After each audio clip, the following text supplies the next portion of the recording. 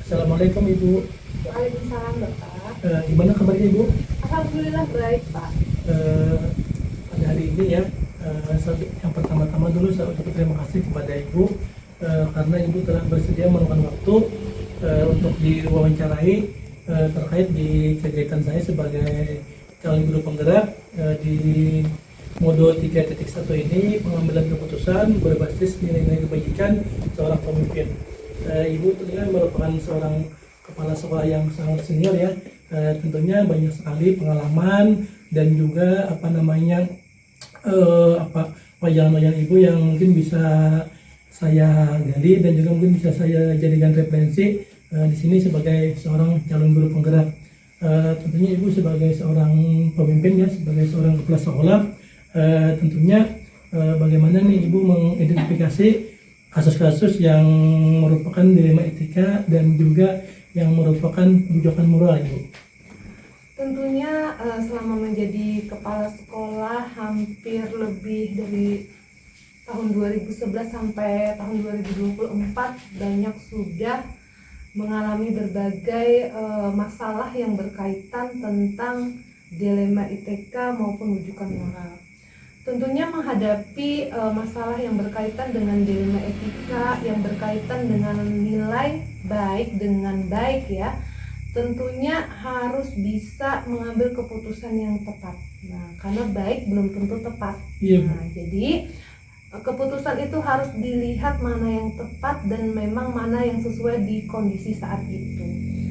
Kemudian untuk menghadapi permasalahan tentang bujukan moral, tentunya itu sudah bisa diambil keputusan yang langsung kan, karena kalau yang bujukan moral tentunya keputusan yang benar itu berkaitan dengan keputusan yang salah. Tentunya dari keputusan yang benar dan yang salah, tentunya yang kita ambil adalah keputusan yang memang nilainya yang benar. Ya, jadi seperti itu ya Bu. Jadi yang dilema etika itu merupakan suatu keputusan yang benar sama benar ya Bu, Ya. dan juga yang bujukan moral itu adalah benar dengan yang salah Bu. Yang salah. Dan tentunya kan setiap keputusan itu kalau misalkan benar itu belum tentu tepat seperti itu ya Bu. Dilihat dulu sih. Iya, jadi sesuai dengan situasi dan kondisi kita yang ada di sekolah ataupun yang ada di lapangan. Ya. Nah, terus Ibu untuk menjalankan pengambil keputusan itu Ibu terutama untuk kasus-kasus nih Bu yang yang sama-sama benar dan juga sama-sama mengandung nilai kebajikan itu seperti apa itu Bu? Kalau di sekolah menemukan kasus yang berkaitan dengan dilema etika itu kan berkaitan dengan yang sama-sama memiliki nilai kebaikan ya. Iya Bu. Tentunya mengambil salah satu keputusan yang baik itu, saya sebagai kepala sekolah itu perlu sharing dengan dewan guru. Iya. Nah, jadi Iya. dewan guru kita saling sharing, berdiskusi untuk mengambil keputusan yang baik itu mana yang paling tepat. Jadi kepala sekolah itu juga harus bisa menjadi pendengar yang baik. Oh iya. Oh, jadi boleh selama ini yang pertama tuh yang bilang adalah sharing dan juga menjadi pendengar yang baik untuk mengakomodir mungkin apa-apa yang mungkin terjadi Ya, di sekolah, pendapat yang ada di sekolah. Dewan guru. Iya. Nah terus Bu, langkah-langkah yang seperti apa sih yang biasanya Ibu lakukan di sekolah? Misalkan ada dilema etika ataupun ada bujukan moral. Kalau ada permasalahan seperti itu, tentunya pertama-tama yang dilakukan adalah identifikasi masalah. Nah, masalah itu kemudian mencari penyebab dari masalah tersebut. Nah, indikasi masalah, mencari penyebab masalah tersebut, lalu berembuk bersama untuk mencari solusi dari permasalahan tersebut. Jadi diambil keputusan yang paling tepat. Nah, kalau berkaitan dengan bujukan moral, tentunya seperti misalnya kejadian di Alu-Alu ini kan pasang surut ya, Iya, daerah pasang surut, daerah air ya Bu? daerah air apalagi di sekolah kami itu terletak di pesisir sungai yang bermuara ke laut. Nah, itu kan tentunya di waktu-waktu tertentu tuh mengalami air pasang. Nah, jadi berputar waktunya itu, kadang bisa pagi pasangnya, jadi sore nanti atau ketika pulang kerja jam 3 sudah surut, bisa kembali kami kan pulang ke rumah. Tapi terkena siklus nanti di jam 1 surutnya baru maghrib atau isya, itu kan berupa bujukan moral. Nah, itu kan juga perlu benar-benar kepala sekolah mengambil keputusan mana yang tepat, itu yang diambil kan sesuai aturan. Iya. Nah, itu. Iya Bu. Jadi langkah yang Ibu lakukan tadi Yang pertama tadi kan mengidentifikasi permasalahannya Iya. Bu, atau pemikirannya. Setelah itu penyebabnya, berdiskusi dengan rekan yang ada di Dewan sekolah. guru di sekolah. Ya mungkin bisa juga berkolaborasi ya kan Bu Iya, ya. tentunya Iya. setiap sekolah itu tidak bisa kita bekerja sendiri. Kita Iya. harus berkolaborasi dengan semua pihak. Bukan hanya bersama dewan guru, tapi warga Iya. sekolah lain. Apalagi masyarakat itu penting untuk dilibatkan, orang tua siswa dan komite sekolah perannya. Iya betul Bu. Karena kan yang namanya pendidikan kan Bu merupakan tanggung jawab kita bersama kan Bu Iya, ya. benar sekali, Bukan Bapak. hanya tanggung jawab sekolah ataupun guru ataupun kepala sekolah kan Bu. Benar, Nah iya. tanggung jawab bersama. Iya. Nah terus Bu, apa namanya, selama ini yang Ibu anggap efektif dalam mengambil keputusan itu apa Bu? Yang paling efektif ya dalam selama ini yang saya rasakan dalam mengambil keputusan itu adalah mengambil keputusan itu berdasarkan tadi saran-saran warga sekolah. Iya Bu. Nah, ketika saran-saran warga sekolah itu dirangkum, diambil kesimpulan bersama, lalu semua warga sekolah menyadari bahwa itu adalah keputusan yang paling tepat. Jadi ketika keputusan itu dijalankan, semua pihak mendukung. Jadi tidak ada lagi pertentangan, semua yang warga sekolah itu memiliki persepsi yang sama Iya. tentang masalah Mungkin itu. bisa mengajak diskusi kan Bu Nah juga. iya, Nah, kami paling Iya. sering itu berdiskusi, selalu melibatkan juga orang tua. Makanya setiap kami selalu mengadakan rapat dengan orang tua siswa. Setiap awal tahun ajaran selalu membentuk paguyuban kelas. Lalu paguyuban kelas itu aktif, memiliki WA group. Jadi situ setiap permasalahan ada apa langsung cepat bertanya, berkomunikasi, sehingga setiap ada kegiatan itu cepat terlaksana. Oh iya, merupakan langkah ataupun saran yang bagus ya Bu. Itu kan Ibu apa namanya, sama-sama apa bisa mengakomodir ya Bu seluruh warga sekolah. Iya, Nah benar. terus Bu, selama ini sih, selama Ibu menjadi kepala sekolah, adakah Bu tantangan yang mungkin apa selama Ibu mengambil keputusan, adakah Ibu menghadapi ataupun menghadapi tantangan ataupun kendala selama pengambilan keputusan di 5 etika ini Bu? Tentu banyak sekali tantangan yang dihadapi ya. Tentunya yang pertama itu adalah persamaan persepsi. Nah, kadang suatu program itu baik di sekolah itu tujuannya baik, tapi kalau kita salah penyampaiannya kepada warga sekolah bisa menyebabkan hal-hal yang tidak baik. Nah, jadi tantangannya itu kadang pada persamaan persepsi. Apalagi ketika pertama di sekolah kami melaksanakan kurikulum merdeka, itu tantangannya sangat luar biasa. Ketika hal-hal baru dilaksanakan, tentunya banyak pihak-pihak yang belum memahami. Jadi karena tidak paham, jadi tidak mendukung. Tetapi setelah dijelaskan, jadi paham sama persepsi, akhirnya selalu mendukung program-program yang ada di sekolah. Oh iya, itu juga Bu ya.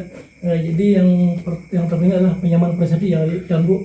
Ya, soalnya kan di sekolah itu misalkan kita ada beberapa rekan kerja, tentunya kan menyamakan itu yang mungkin agak sedikit susah kan Bu ya. Jadi kan tiap orang kan beda-beda pemikiran kan Bu. Benar sekali. Iya. Jadi itulah kepala sekolah tuh harus bisa menyelami satu-satu gurunya itu bagaimana sikap dan kepribadiannya, sehingga sudah tahu nih salah-salahnya di mana, sehingga ketika mengambil keputusan itu memang diterima oleh semua dewan guru maupun warga sekolah. Seperti betul juga kan Bu. Nah terus Bu, dalam dalam kasus dilema etika ataupun bujukan Nura, apakah Ibu ada misalkan ada suatu permasalahan nih, apakah Ibu memiliki jadwal tertentu ataupun tempat tertentu, ataupun atau ada yang diutamakan nih dalam penyelesaian kasus dilema etika yang terjadi di sekolah Ibu? Untuk menyelesaikan sebuah kasus dilema etika itu tentu dilihat dulu kasusnya seperti apa.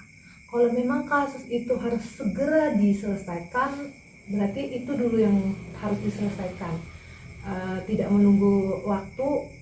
Tapi jika kasus itu memang perlu pendalaman lagi, perlu pendapat rekan lagi, atau bahkan perlu pendapat dari pengawas, berarti itu nanti akan dijadwalkan juga supaya keputusan yang diambil itu tepat. Nah, jadi tergantung masalahnya itu urgent atau tidak, lalu masalah itu apakah perlu melibatkan orang banyak ataukah memang bisa ditanggulangi oleh kepala sekolah dan guru saja. Tapi kalau misalnya masalahnya besar, tentunya memerlukan waktu dan periode yang perlu dijadwalkan, mungkin bersama dengan pengawas, komite sekolah, dan warga sekolah lain yang mungkin bisa dilibatkan. Iya. Jadi pada intinya kan Bu, ya Bu, tergantung dari kasus itu ya Bu. Iya, betul. kasus itu berkaitan dengan apa? Nah terus Bu, selama ini apakah memang ada faktor yang mempermudah nih ataupun ada yang membantu Ibu dalam membuat suatu keputusan terkait dengan dilema etika ini, Bu? Selama ini di SDN Simpang Warga 1 ini saya sangat terbantu dengan dewan gurunya yang solid. Dewan gurunya ini kekeluargaannya sangat tinggi, lalu sangat terbuka akan perubahan, dan juga memberikan pendapat itu banyak yang memang bagus-bagus pendapatnya. Dan juga jika pendapatnya tidak dipakai, memang kurang tepat pada saat itu, juga legowo, artinya tidak kecewa jika pendapatnya. Jadi saat mengambil keputusan di SDN Simpang Warga 1 ini sangat terbantu dengan para guru di SDN Simpang Warga 1 yang memang memiliki keinginan untuk bersama-sama maju dan bersama-sama untuk mencapai tujuan kami sesuai dengan visi sekolah kami. Ya, merupakan hal yang sangat bagus ya, Bu, ya kan, karena ada timnya yang sangat sulit kan, ada kekeluargaannya juga, dan itu merupakan modal ya untuk merupakan modal bagi sekolah Ibu untuk memajukan di mana Ibu bertugas. Nah, Bu, selama ini kan di di sekolah Ibu dalam kegiatan pembelajaran, dalam kegiatan pembelajaran itu mungkin apa sih yang dipetik dari pengalaman Ibu selama Ibu bertugas terkait dengan pengambilan keputusan dilema etika ini, Bu? Yang bisa dipetik ya sebagai kepala sekolah itu tentunya kita itu harus menjadi pemimpin yang bisa mendengarkan, ibaratnya itu terbuka dengan semua pendapat.